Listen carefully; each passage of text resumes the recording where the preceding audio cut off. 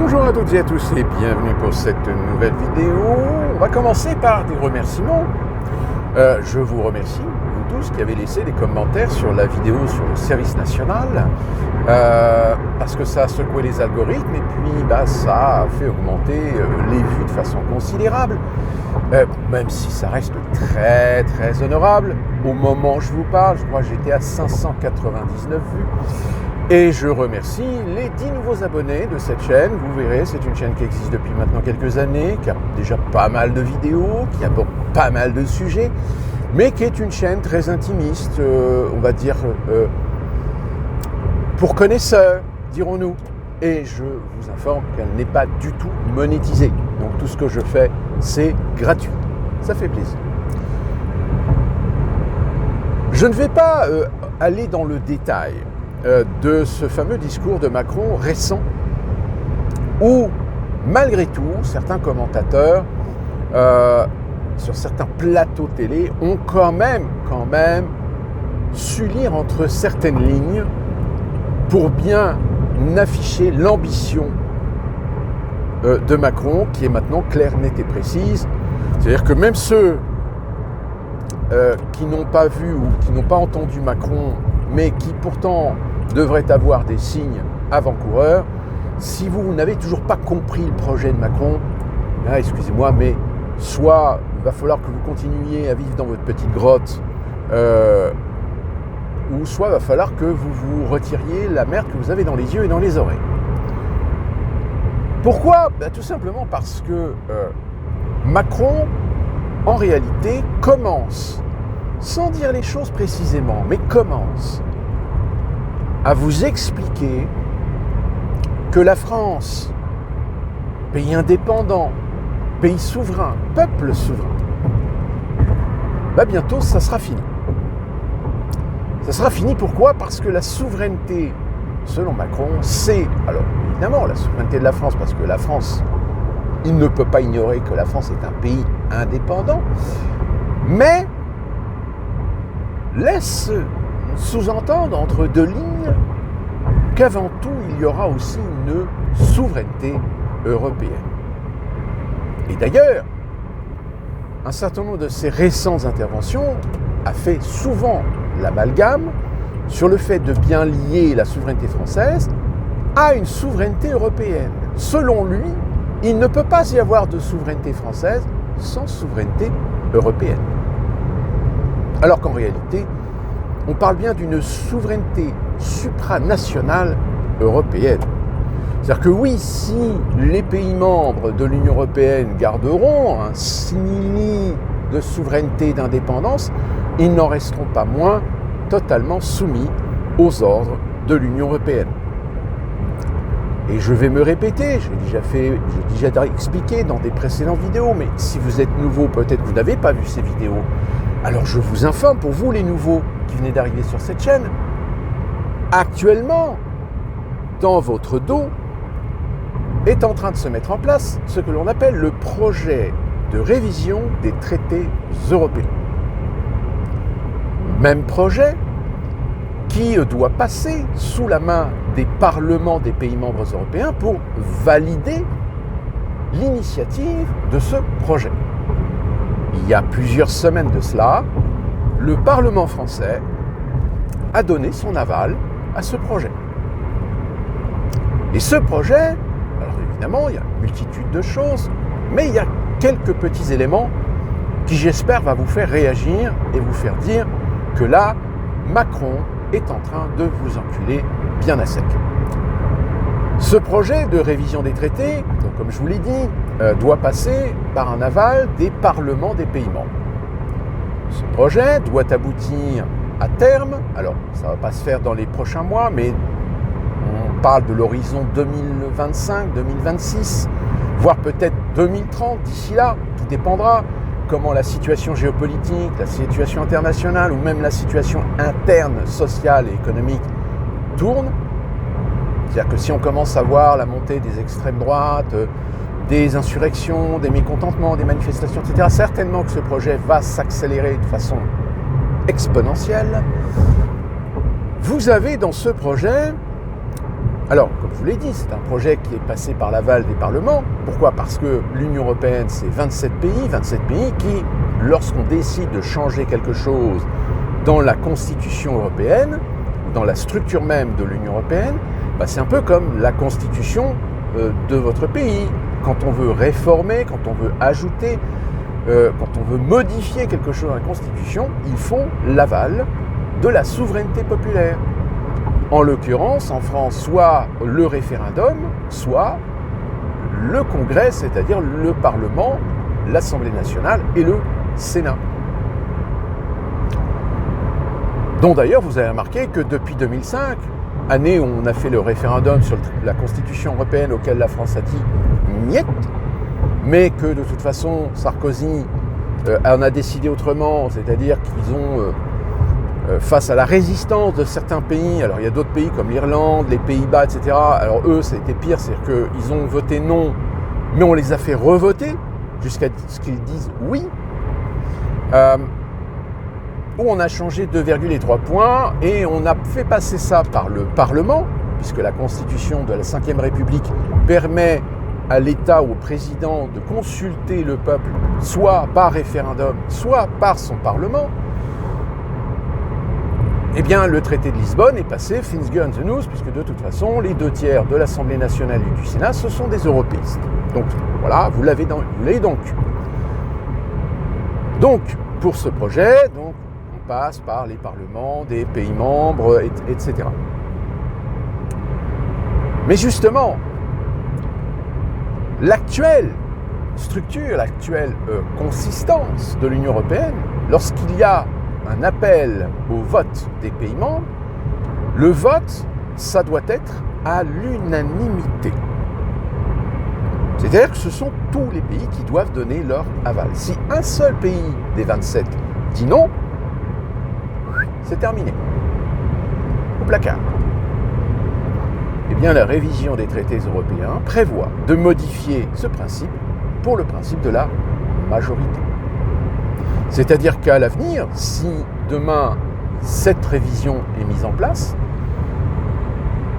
il ne suffira que 14 voix pour valider un décret, une loi, un principe, au nom des pays européens.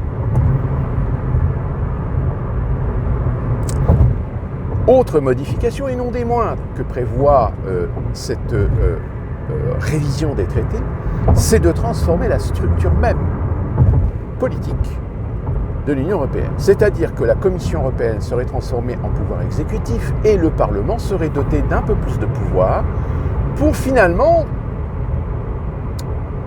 dire ce que Macron vous a dit très clairement. C'est la construction d'un État européen. Donc qui dit État, dit système étatique, dit pouvoir, dit supplanter les États-nations des pays membres de l'Union européenne. Alors ça ne veut pas dire qu'il n'y aura plus de président, il n'y aura plus d'État dans les pays, dans les 27 pays membres de l'Union européenne.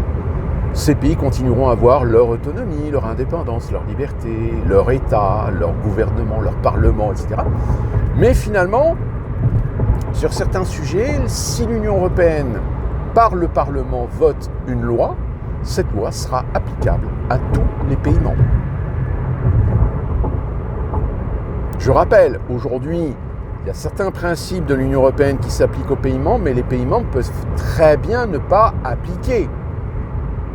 Bon, même si derrière, la Commission européenne s'est dotée de certains pouvoirs pour punir les pays qui ne respecteraient pas la loi, comme par exemple le fameux texte sur le refus à des migrants le droit d'asile.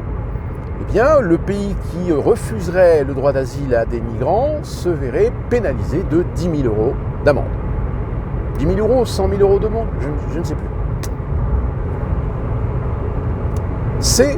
Ouais, non mais, voilà, je veux dire, vous pouvez utiliser le mot que vous voulez, mais c'est en train de se mettre en place. Mais comme ils n'ont pas la structure adéquate, eh bien, ils vont tout simplement modifier cette structure pour l'adapter aux ambitions de faire de l'Union européenne, finalement, un système étatique supranational fédéraliste.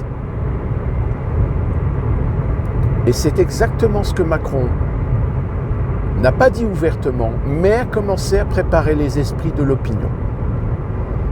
Doter l'Europe de plus de pouvoir, doter l'Europe de plus de suprématie, doter l'Europe d'outils souverains. D'où la raison pour laquelle récemment François Asselineau nous a expliqué que si demain la révision de la Constitution européenne venait à se mettre en place et donc constituer un État européen, de facto, la France serait alors obligée de donner son siège du Conseil de sécurité de l'ONU à l'État européen.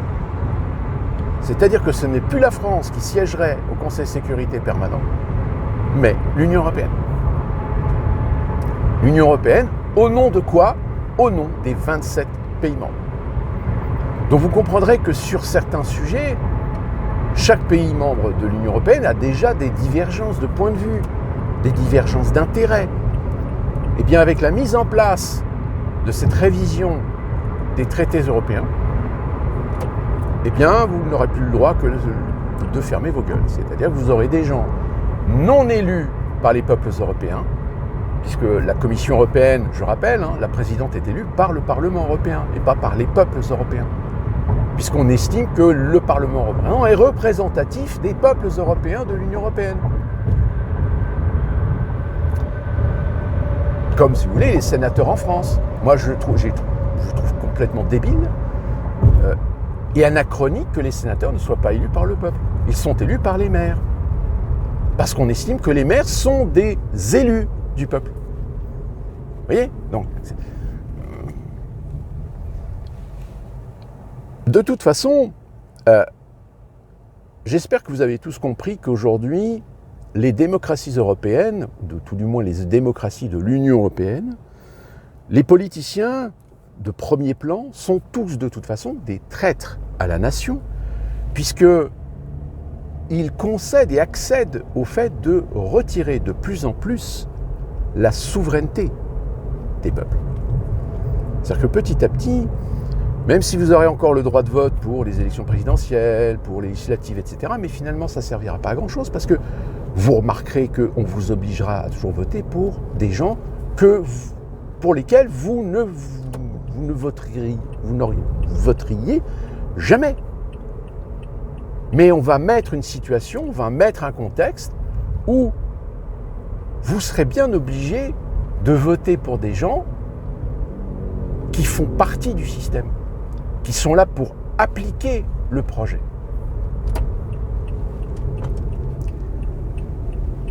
Donc à partir du moment où vous comprenez ça, j'ai envie de vous dire, mais à chaque fois que des politiciens vous parlent de démocratie, actuellement les histoires, les dramas qu'il y a avec le Rassemblement national ou la France insoumise, à ce moment-là, j'espère que vous comprenez que tout ça c'est de la comédie. Parce que la réalité, c'est que vous aurez beau voter pour France insoumise, pour les socialistes, pour les écolos, pour le Rassemblement national, pour la reconquête, pour les renaissances. C'est du pareil au même, c'est du kiff-kiff bourricot. C'est que ces gens-là, si vous les mettez en place par le vote, sur certains points sur lesquels vous les avez mis en place parce qu'ils correspondent à vos opinions, ils correspondent à votre vision, à votre conception de ce que doit être la France, et bien une fois qu'ils sont au pouvoir, vous allez vous rendre compte que, alors oui, sur des petits détails internes, etc., ils feront des lois, ils feront des trucs qui vous conviendront certainement. Mais en matière de relations internationales, en matière de géopolitique, ils seront parfaitement alignés avec l'Union européenne. Et c'est pour ça qu'aujourd'hui, ce qui est très intéressant, c'est de voir que François Asselineau est en train de montrer un petit peu les crocs.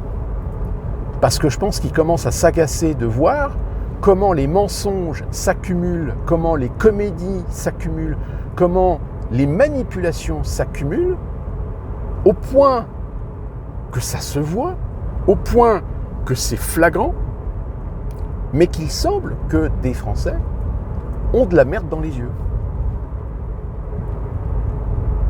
Et il commence un petit peu à s'agacer, Asselineau, parce que, alors, on aime ou on n'aime pas le personnage, hein, peu importe, mais il faut bien lui reconnaître qu'il met le doigt sur des sujets où ça mériterait quand même de la réflexion. Où les gens qui se disent engagés politiquement, avec des opinions politiques, idéologiques, il y a un moment donné où il faut voir la réalité en face. Ou alors continuer à planquer la merde sous le tapis pour légitimer à croire à croire au Père Noël. Ou croire au paradis. Donc c'est pour ça que le dernier discours de Macron, avec ses idées d'armée européenne, oui, bien sûr, pas de problème. Moi je vous dis simplement, dites-vous bien que si demain il y a une armée européenne, l'armée européenne, elle sera utilisée comme l'OTAN utilise des armées pour aller régler certains comptes aux quatre coins de la planète, alors qu'en réalité, on n'a rien à y foutre. L'Ukraine, par exemple. Hein, au nom de qui ? Au nom des peuples européens. Mais non, en fait, ces gens-là n'agissent pas au nom des peuples européens. S'ils agissaient au nom des peuples européens, ils respecteraient la légitimité des souverainetés des peuples européens. Ils seraient beaucoup plus démocratiques, beaucoup plus attentifs, beaucoup plus à l'écoute des besoins et des intérêts de chacun. Mais en réalité, ce n'est pas le cas. Ce qu'ils appliquent, c'est une politique globaliste, mondialiste. Donc à partir de là, quand vous avez un Macron qui commence à laisser suggérer, laisser traîner l'idée que l'on pourrait demain faire en sorte que l'Union européenne devienne supranationale et que vous autres petits Français, eh bien, vous serez soumis aux ordres de l'Union européenne et des décisions de l'Union européenne, j'ai envie de dire, attention, danger. Et là, donc c'est pour ça que je refais encore une vidéo en vous réexpliquant tout ça, entre autres choses qui sont en train de se mettre en place, et que vous pourrez voter pour qui vous voulez aux européennes. Le fait est, c'est que de toute façon, ça ne changera rien du tout. D'ici là, quand on se retrouve pour une prochaine vidéo, que puis-je vous dire ? De bien vous porter.